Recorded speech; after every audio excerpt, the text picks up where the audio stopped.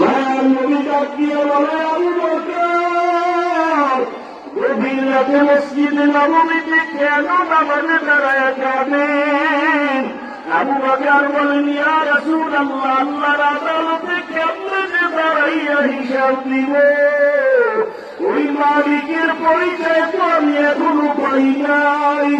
আমার মালিকের পরিচয় দাঁড়িয়ে যদি হাসরের ময়দানে দাঁড়াই, ওই হাসরের ময়দানে জাহান্নামের আগুনের গরম, অন্যদিকে সূর্যের গরম সহ্য করা সম্ভব হবে না। আল্লাহ তাআলা রাগান্বিত আওয়াজ দিয়ে বলবেন, লিমানিল মুলকুল ইয়াউম, লিল্লাহিল ওয়াহিদিল কাহ্হার। আল্লাহ বলবেন, আজকের রাজত্ব কার? ও রাজা বাদশারা, ও অহংকারীরা, আরে ওরা পায় ধরে ধরে বুঝায় নামাজ পড়ো, পর্দা করো, হালাল খাও।